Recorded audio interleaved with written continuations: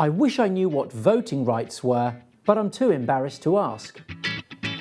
If you invest in a company's shares, you are entitled, through ownership of those shares, to certain rights. The right that shareholders tend to be most interested in is the right to share in the future profits of the company.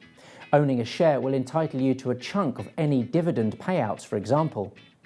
However, there's another important right, that is, the right to have a say in the running of the company.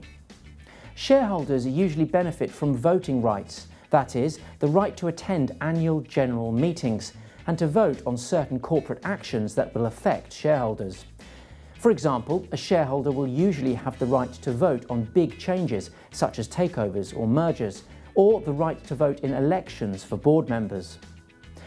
However, in recent years, some of the world's most exciting companies have sold shares which offer fewer voting rights than other types of share in the same company. Big tech companies in particular often split their shares into different classes when going public.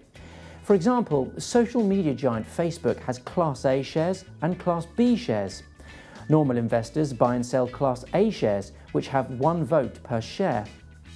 The Class B shares are owned largely by Facebook founder Mark Zuckerberg and come with 10 votes per share. In 2017, social media company Snap took this a step further.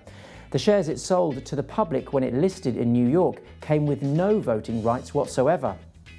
Meanwhile, here in the UK, food delivery company Deliveroo plans to have two classes of share when it goes public shortly. The shares available to investors will carry one vote per share, while those owned by the founder will have 20 votes per share.